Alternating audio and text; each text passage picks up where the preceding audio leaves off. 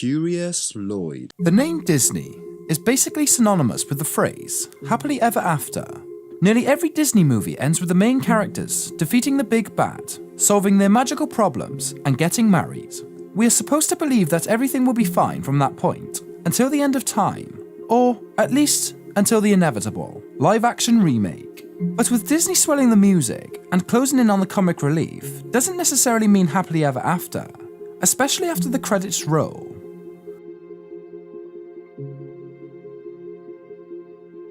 The supporting characters in Beauty and the Beast are left emotionally scarred. When Belle falls in love with a disgustingly malformed and horrifically rich beast, she lifts the curse on him, turning him back into a handsome, still fabulously rich prince. This also lifts the curse that was placed on his completely innocent servants, who all return to their original human states and are reunited with their loved ones. Although, after the credits, the live-action Beauty and the Beast differs from the classic 1991 animation in a number of ways, but one of the most glaring is that the curse causes the townspeople to forget there was a prince and a castle. But as a result, they also forget about their husbands and wives who work there, and are being punished alongside their boss for no particular reason. Not only that, but the servants have also had their memories wiped, so they don't remember life before they become talking candlesticks, wardrobes, or teacups. Not as long as they are cursed, but all of a sudden, they recall that their husbands and wives waiting for them in town. But what if there's been some extramarital romanticizing going on? It's unclear how a candlestick and a feather duster can go heels to Jesus. But what about the humans back in town? It's been almost a decade since the spell was cast, and the townspeople have absolutely no recollection of their spouses having ever existed. It would be insane to think that none of them have ever married other people. The moment the castle staff are saved from this curse, people wake up to find out that their spouses have led entire lives without them, moving on without even realizing they've moved on.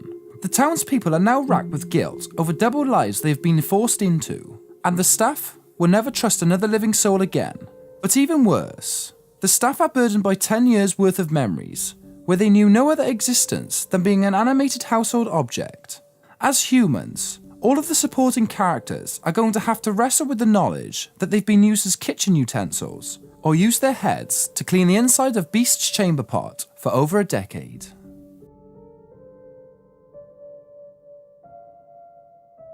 Baymax's censor in Big Hero 6 breaches all ethical privacy issues from the Dark Knight. When Big Six's hero Hamada is tracking down the man who started the fire that killed his big brother, he has one piece of information to follow: the bad guy's vital statistics. Because his big bro's robot, Baymax, scanned him during their first encounter. Hero has the arsonist's height, sex, blood type, and cholesterol level. But how is Hero going to use that information to find him? By upgrading Baymax's sensor so that he can scan the entire population of San Francisco. But at the same time, it works. They find the bad guy, and after 2 more fights, they manage to get him thrown into jail, save his daughter, and go on to become beloved crime fighters. So, a nice happy ending if there ever was one. Except that Hero has unintentionally created the biggest privacy vulnerability the world has ever known. But can you remember The Dark Knight, when Batman needs to find the Joker and resorts to using every phone in Gotham as a camera? The thing that makes Lucius Fox hand in his resignation. It learns a truly disturbing amount about everyone in that city, without their consent. Blood type, allergies, mood, height, weight, sex, and hormone levels. But sure, Baymax is a friendly robot who only wants to help people. But what happens when someone who wants to sell your info to health insurance companies just replaces the chip in his chest that makes Baymax Baymax and turns him into a soulless, mindless, money-making machine? The humans in WALL-E face insurmountable health crisis. WALL-E shows us what will happen when Earth can no longer support life. We'll jump into our spaceships, flee this sinkhole, and float about in space doing nothing but watching TV for generations. So basically, just like now, but on a spaceship. When cleanup robot WALL-E and scout bot Eve discover that the Earth is able to support life once more, they and Captain McCrea fight with the ship's autopilot to get humanity back to home, where they belong. Once back on Earth, they begin the difficult but joyous task of reseeding the planet and making it habitable again. But during the movie, it's explained to Captain McCrea that the humans have spent so long in low gravity that they have suffered serious bone loss. That's a problem that astronauts face in real life. The only difference is, real astronauts come back to Earth within months. In WALL-E, there are generations of people who've been born and raised on the ship. All you have to do is look at the physical changes in the captains. This would be fine-ish if they decided to stay, but they don't. In the end, the humans return to Earth, so you had that happy ending, remember?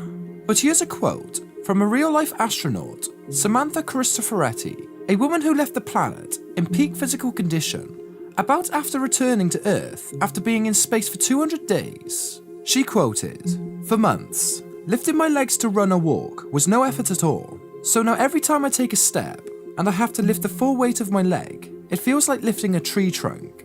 Astronauts' muscles all but disappear the longer they are in space. Our astronauts take weeks or even months to recover from this, but the passengers in WALL-E have never used their muscles, even in lighter gravity. They just sit down all day. This is perfectly illustrated when Captain McCree gets a standing ovation for standing up. Now, consider the hardest working muscle in the body, especially during a Pixar movie, which is the heart. In low gravity, blood isn't constantly being pulled downwards, which means it tends to pool in the chest and head. This causes astronauts to have puffy faces and bulging blood vessels in their necks. But more importantly, it completely screws up with the body's Earth-tuned circulatory system. Upon returning to Earth's gravity, astronauts often have circulatory problems and faint from not getting enough blood to their brains. Normal humans get hurt when we faint. The amorphous jellyfish people in WALL-E would be lucky enough to survive it, given the fact they have almost no bones and their BMI is off the charts. Most of the humans would die within moments of the film's conclusion, be it from atrophy, strokes, or heart attacks. By bringing humanity back to Earth, WALL-E has actually doomed the entire species. Their corpses would presumably then be considered rubbish, and he would make some fantastically disturbing rubbish towers.